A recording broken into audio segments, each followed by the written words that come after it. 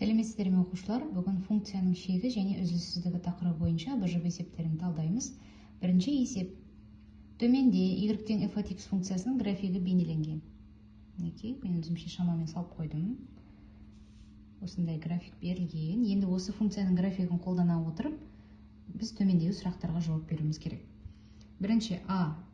f от минус 1 мәнін табыңыз дейді. Яғни функциядағы x-тардың орнына минус 1-ді қойғанда бізде неше шығады екен? Мінекей, минус 1-дегі мәні нешеге сәйкес келіп тұр? Ол 2-ге сәйкес келіп тұр. Сонда f от минус 1 бізде 2-ге тең. Келесі, лимит x минус 1-ге ұмтылғанда f от x функциясының шегін табыңыз. Ол да бізге 2-ге тең болады. Минус 1, яғни функция минус 1 нүктесіндегі үзіліссіздігі негіздеңіз дейді. Бізде үзіліссіздіктің шартын жазайық. Міне осы тең болатын болса, функция үзіліссіз. Немесе графиктен де көріп тұрсыздар. Мына жердегі нүкте қабылданып тұр. Мұнда боялмаса да, ол мына жерде боялып, яғни минус x-тен плюс x-ке дейін біздің функциямыз үзіліссіз. Мына шарт орындалып тұр. Екінші есеп, төмендегі шектерді есептеңіз. Біріншісін есептейік. Бұл жерде x шексіздікке ұмтылғандықтан үлкен дәрежесіне бөліп жібереміз. Лимит x шексіздікке ұмтылғанда, мен барлығын x квадратқа бөліп шығамын. 2x квадрат бөлінген x квадрат, қосу 7x бөлінген x квадрат, азайту 13 бөлінген x квадрат. Бөлімінде дәл солай. 4x квадрат бөлінген x квадрат, қосу 9x бөлінген x квадрат, азайту 3 бөлінген x квадрат. Шекті әлі жазамыз біз. Лимит x шексіздікке ұмтылғанда 2x квадрат x квадратқа бөлеміз. 2 қосу 7 бөлінген x, азайту 13 бөлінген x квадрат. Дәл солай 4 қосу 9 бөлінген x, азайту 3 бөлінген x квадрат. Тең болады. Енді x-тардың орнына шексіздік қоямын. Енді лимитті жазбаймын, себебі шектерін қойайын деп жатырмын. 7 бөлінген шексіздік, азайту 13 бөлінген шексіздіктің квадраты, ол бәрібір шексіздік шығады. 4 қосу 9 бөлінген шексіздік, азайту 3 бөлінген шексіздік. Санды шексіздікке бөлсек, бізде 0 шығады. 2 қосу 0, азайту 0, 4 қосу 0, азайту 0. Сонда 4-тен 2 немесе 0,5. Екіншісінде ол бізде тамаша шекке келтіруіміз керек. Синус 3x бөлу 2x деп беріліп тұр. Бізде тамаша шек бойынша синус x-тің x-қа қатынасы x 0-ге ұмтылғандағы шегі 1-ге тең болатын еді. Лимит x шексіздікке ұмтылғанда синус 3x, мұнда менде 3x болу керек. Және мұна 3-ті қайдан шығарып тұрмыз? 3-ке көбейттім бе, демек 3-ке бөлуіміз керек. Әйтеуір бізде қысқартып кетсе 1 болады. Және есептің өзіндегі 2. Тең болады. 3-тен 2. Қайдадан жазайық? Лимит x 0-ге ұмтылғанда синус 3x бөлінген 3x көбейту 3-тен 2. Мұндағы 3-ті алымына жібереміз, және шектің қасиеті бойынша бұны лимиттің алдына шығарып жіберсек болады. 2-ден 3 лимит x шексіздікке ұмтылғанда синус 3x-тің 3x-қа қатынасы. Неке мынаны біз шектің алдына шығарып жібердік.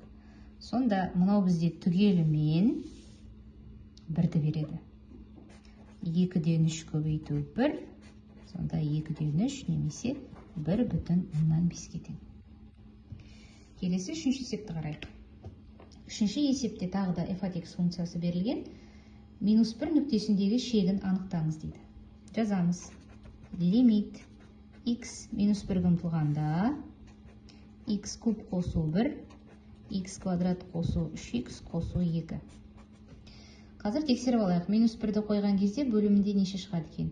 Минус 1, 1, 0 болып кетеді. 0-дің 0-ге қатынасы ол бізде анықталмағандық. Сондықтан мына жерде біз түрлендіруіміз керек. X квадрат қосу 3x плюс 2-ні түрлендіріп көрейік. x квадрат қосу 3x плюс 2.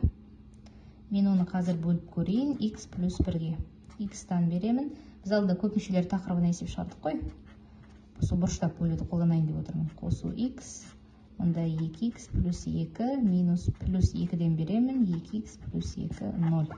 Сонда бұлай жүктеуге болады екен. Лимит x минус 1-ге ұмтылғанда a куб плюс b кубтың формуласы бойынша жазсам, x плюс 1, x квадрат минус x плюс 1 бөлімі x плюс 1 мен x плюс 2-нің көбейтіндісі. Қысқаратындарды қысқартып жібереміз. Қайтадан жазамын. Лимит x минус 1-ге ұмтылғанда x квадрат минус x плюс 1, есептегенімізді олай жазбайық, x плюс 2. Енді бөліміне минус 1-ді қойсам, менде 0 шықпайтынын көріп тұрмын, да? Сонда қойып шығамыз. Минус 1-дің квадраты 1, минус x, мына минуспен бізде плюс 1 болып кетеді, қосу 1. Минус 1 плюс 2, ол бізде 1-ді береді. Сонда шегі 3-ке тең екен. Келесі, минус 2 нүктесіндегі шегін табуымыз керек. Жазамын тағы да. Лимит x минус 2-ге ұмтылғанда x куб қосу 1 бөлімінде x квадрат плюс 3x плюс 2. Тағы да тексерейік. Минус 2-ні қойып, минус 2-нің кубы минус 8, мұнда минус 7 шығады. Квадраты 4, 6. Так, бұл жерде 0 бөлінген 0 шықпайтын сияқты. Қазір тексерейік. Қазір бірден орындарына қоямын. Минус 2-нің кубы, осылай жазайық, қосу 1. Минус 2-нің квадраты қосу 3 көбейту минус 2, қосу 2. Минус 8, минус 7, 4, минус 6, плюс 2. Минус 7 бөлінген 0 шығады. Біз санды 0-ге бөлсек, шексіздік шығады. Минус 2-дегі шегі шексіздікке тең екен. Келесі С пункті А және Б пункттерін пайдалана отырып функцияның вертикаль асимптотысын жазыңыз дейді оқушылар. Бізде вертикаль асимптоты болу үшін лимит жаңа x минус 2-ге ұмтылғанда x куб плюс 1 және x квадрат плюс 3x плюс 2 функциямыздың шегі шексіздікке тең болды. Сонда x тең минус 2 түзуі бұл вертикаль асимптота екен. Вертикаль асимптота. Яғни ол түзу вертикаль асимптота. Жалпы асимптота дегеніміз түзу. Келесі, шекті қолдана отырып көлбеу асимптотысын табыңыз дейді. Көлбеу асимптотыны табу үшін бізде y тең kx плюс b түзудің жалпы теңдеуі бар ғой, бізде содан k-ны тауып алуымыз керек. K-ны табу үшін мысалы лимит x 0-ге ұмтылғанда берілген функцияны x-қа бөлеміз. Ал табайық. Бізде берілген функция манағы А, Б пункттерінде. Так, мұнда шексіздікке ұмтылдырамыз. 0 емес, x нөлевой емес, шексіздікке. Так, қайтадан жазамын. x куб плюс 1, x квадрат плюс 3x плюс 2 бөлімінде x. Лимит x шексіздікке ұмтылғанда x куб плюс 1, мұна x-іміз мұнда көбейтіліп кетеді. x куб қосу 3x квадрат қосу 2x. Шексіздікке ұмтылғандықтан біз үлкен дәрежесіне бөліп жібере аламыз. Бірден бөлемін. x куб x кубқа бөлем 1 бөлу x куб, тағы да солай 1 қосу 3 бөлінген x қосу 2 бөлінген x-тің квадраты. Шексіздік қойып шығамыз. 1 қосу 0 шығады, 1 қосу 0 қосу 0, k 1-ге тең екен. K-ны таптық. Келесі енді b-ны есептейміз. b тең болады. Лимит x шексіздікке ұмтылғанда f от x-тан kx-ті алып тастаймыз. Қайтадан жазам. Лимит x шексіздікке ұмтылғанда f от x бізде x қосу 1 бөлінген x квадрат қосу 3x қосу 2-ден алып тастаймын. kx ол бізде x-ті береді. Ортақ бөлімге келтіреміз. Лимит x шексіздікке ұмтылғанда бөлімі x квадрат плюс 3x плюс 2, мұнда содан береміз. x квадрат плюс 3x плюс 2 x куб плюс 1 азайту. X квадратқа көбейтем. X куб 3x xқа көбейтем. Азайту 3x квадрат, азайту 2x.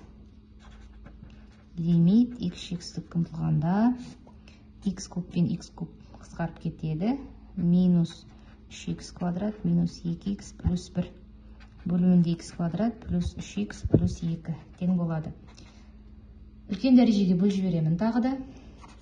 Лимит x шексіздік ұмтылғанда минус 3 минус 2 бөлінген x қосу 1 бөлінген x квадрат.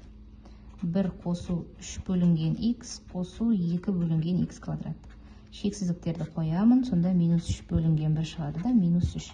Б минус 3-ке тең. Енді кәдімгі көлбеу асимптоты шығады бізде. Міне көлбеу асимптоты. Формуласына қоямын. Y тең болады. К дегенім 1-ге тең, яғни x азайту 3. Көлбеу асимптоты. Неке осылай табасыздар. Вертикаль асимптотысын табуға манағы есебімізді қолдандық. Мінеке көлбеу асимптотысын таптық.